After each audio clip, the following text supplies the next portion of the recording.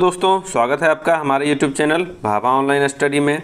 आज हम लोग होमवर्क सीरीज के दूसरे दिन के कार्यक्रम को लेकर जिसका कि टास्क दिया गया था उसका हम लोग सॉल्यूशन करते हुए हर एक प्रश्न का विस्तृत तौर पर विश्लेषण करेंगे ताकि जो भी कन्फ्यूजन हुआ है आपको सेट लगाने में उसको हम लोग दूर कर लेंगे।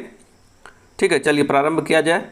पहला प्रश्न है, भारत में यूरोपीय कंपनियों के आगमन का कौन सा क्रम सही है? क्रम बताना है, कौन सा क्रम सही है। इसका आंसर हो जाएगा ऑप्शन ए पुर्तगाली, अंग्रेज, डच, फ्रांसीसी। इसमें कन्फ्यूजन क्या रहता है कि जब पूछता है यूरोपीय कंपनी और कंपनी पूछे तो कंपनी के हिसाब से 1498 पुर्तगाली, अंग्रेज 1600, डच 1602 और फ्रांसीसी 1664। डेनिश आए थे 1616 में। इस क्रम में ये सही है। लेकिन अगर आपसे पूछे कि यूरोपीय व्यापारियों का आगमन, अगर व्यापारी पूछे या यूरोपीय व्यक्ति का आगमन, उसके हिसाब से पुर्तगाली पहले हो जाएगा, उसके बाद हो जाएगा डच, जो कि डच आए थे अंग्रेज से पहले। कार्नेलिस डास्टमान थे, 1596 ईस्वी में आए थे। उसके बाद अंग्रेज आए थे 1600, उसके बाद फ्रांसीसी। तो इसको क्लियर कर लीजिए। उसी तरह इसमें सभी जो भी यूरोपीय कंपनी थी सबकी व्यापारिक कोठी खोलने का भी क्रम इसी तरह का है।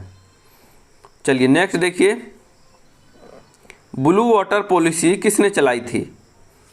नीला जल योजना इसको बोलते हैं, किसने चलाई थी? इसका आंसर हो जाएगा option B Francisco de Almeida. Francisco de Almeida जो कि पुर्तगालियों के पहले वायसराय बनकर आए थे 1505 ईस्वी में। उन्हीं ने ब्लू वाटर पॉलिसी चलाई थी जिसके अंतर्गत समुद्र में व्यापारियों द्वारा जो सफ़र किया जाता था उसी से संबंधित योजना चलाई थी। अगला देखते हैं, भारत के समुद्री मार्ग की खोज किसने की थी? बहुत ही आसान प्रश्न है। भारत के समुद्री मार्ग की खोज की थी वास्को डी गामा ने। ऑप्शन सी हो जाएगा, जो कि 1498 ईस्वी में 17 मई 1498 को कालीकट केरल के बंदरगाह पर पहुंचे थे। नेक्स्ट है, पुर्तगाली उपनिवेश का वास्तविक संस्थापक माना जाता है। पुर्तगाली जो थे उपनिवेश का वास्तविक संस्थापक किसे माना जाता है? इसका आंसर हो जाएगा ऑप्शन बी, जबकि पहले वायसराय अल्मोड़ा थे, लेकिन कि कुछ ऐसे कार्य अल्फोंसो दी अल्बुकर्क द्वारा किए गए जिसके तहत कि उन्होंने कोचीन को मुख्यालय बनाया, यूसुफ आदिल शाह से गोवा जीता 1510 में। तो इस हिसाब से इन्होंने अपने पुर्तगाली जो था उसका साम्राज्य का विस्तार किया, इसीलिए इनको वास्तविक संस्थापक माना जाता है। नेक्स्ट है, भारत में यूरोपीय शक्तियों के संदर्भ में कौन सही नहीं है? चलिए देखते हैं। पुर्तगालियों ने 1510 में गोवा पर कब्जा किया, ये सही है। डच ईस्ट इंडिया कंपनी की स्थापना 1602 में हुई, ये भी सही है। अंग्रेज़ों ने अपनी प्रथम फैक्ट्री मछलीपट्टनम में स्थापित की, ये भी सही है, जो कि 1611 ईस्वी में की। आप अगर जानते होंगे कि अंग्रेज़ों ने 1608 ईस्वी में सूरत में स्थापना की तो वो प्रयास किया गया था, सफल नहीं रहा था। इसीलिए पहले असफल, और जब सफल होगा तभी उसकी गिनती करेंगे। तो इसमें पहले प्रथम फैक्ट्री मछलीपट्टनम, ये भी सही है। तो इस हिसाब से आंसर हो जाएगा इनमें से कोई नहीं, ऑप्शन डी हो जाएगा। नेक्स्ट है, और इसमें देख लीजिए जो सूरत वाला था वो 1613 ईस्वी में जाकर के फैक्ट्री वहाँ पर स्थापित की गई थी। फाइनली 1608 में प्रयास किया गया था, लेकिन फाइनली स्थापित 1613 ईस्वी में की गई थी। नेक्स्ट है, किस युद्ध में हार के बाद फ्रांसीसी का पतन हो गया? फ्रांसीसियों का पतन किस हार से हो गया? इसका आंसर हो जाएगा ऑप्शन ए वांडीवास का युद्ध 1760 में हुआ था। इसमें अंग्रेजी सेना और फ्रांसीसियों के बीच युद्ध हुआ था जिसमें कि फ्रांसीसी बुरी तरह से हार गए थे। अंग्रेजी सेना का नेतृत्व आप जानते हैं सर आयरकूट ने किया था। नेक्स्ट है, जेम्स प्रथम का राजदूत बनकर 1615 ईस्वी में मुगल बादशाह जहांगीर के दरबार में पहुंचा। कौन पहुंचा था? तो इसका आंसर हो जाएगा, देखिए जेम्स प्रथम का राजदूत और मुग़ल बादशाह जहांगीर के दरबार में आना, इसमें दोनों कॉमन है, हॉकिंस और टॉमस रो। लेकिन यहाँ पूछ रहा है 1615 में, तो 1615 में सर टॉमस रो आए थे। नेक्स्ट है, प्रथम कर्नाटक युद्ध की समाप्ति किस संधि द्वारा हुई? प्रथम कर्नाटक युद्ध, इसका आंसर हो जाएगा ऑप्शन ए, एला-सापल की संधि, ऑप्शन ए हो जाएगा।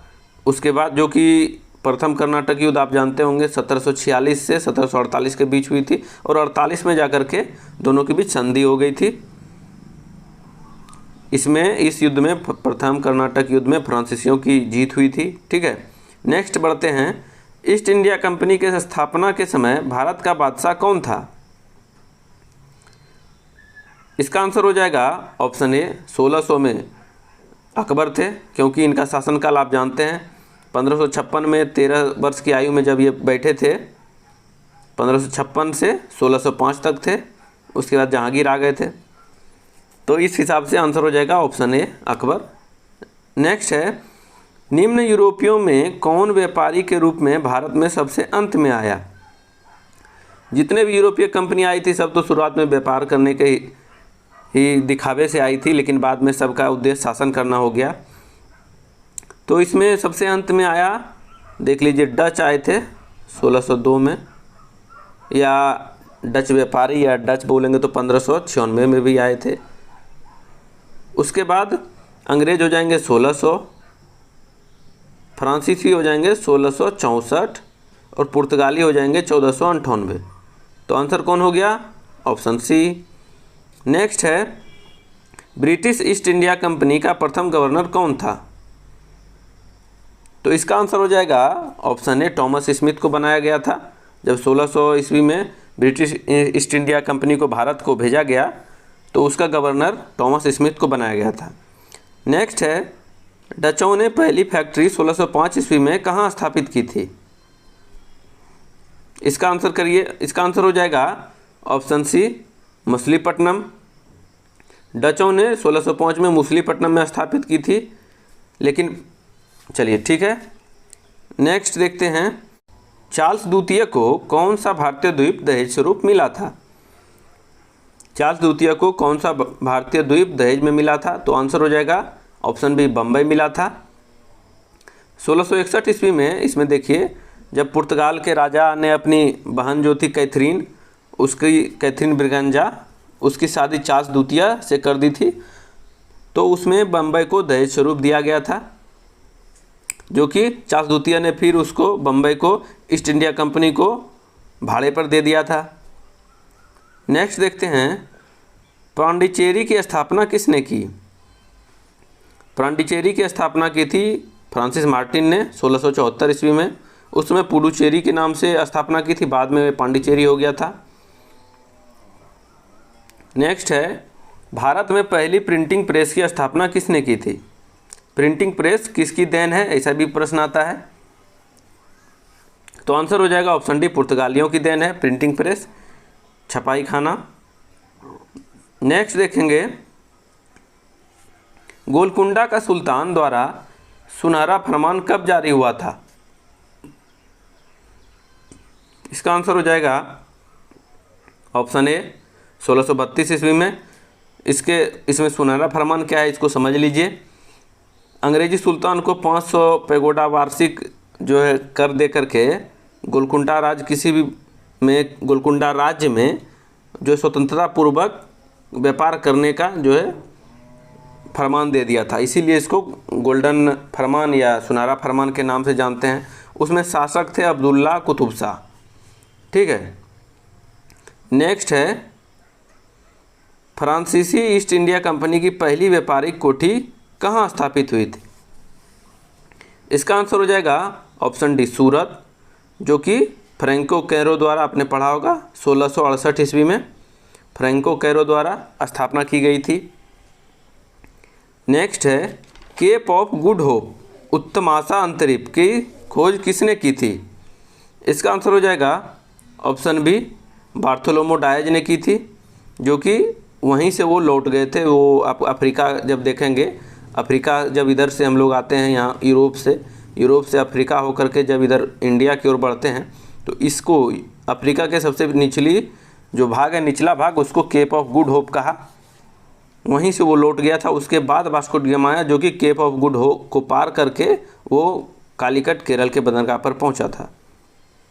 नेक्स्ट है मिलान करें है। इसमें शहर का नाम दिया है और एक तरफ संस्थापक दिया है। तो मद्रास का हो जाएगा Francis day, Kolkata George Charnock 1690 आप जानते हैं। उसके बाद बम्बई गेराल्ड अंगियार। तो सीरियल क्रम से है, इसमें ऑप्शन हो जाएगा ए 1 2 3। 20वां प्रश्न है किसे जहांगीर ने खान की उपाधि से संबोधित किया। खान की उपाधि किसे दी थी? तो इसका आंसर हो जाएगा ऑप्शन ए हॉकिंस को खान की उपाधि दी थी।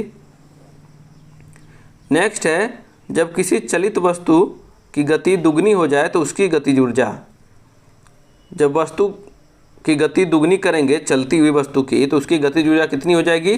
तो गतिज ऊर्जा चौगुनी हो जाएगी। ऑप्शन सी हो जाएगा। नेक्स्ट है द्रव्यमान के विषय में कौन सा कथन असत्य है?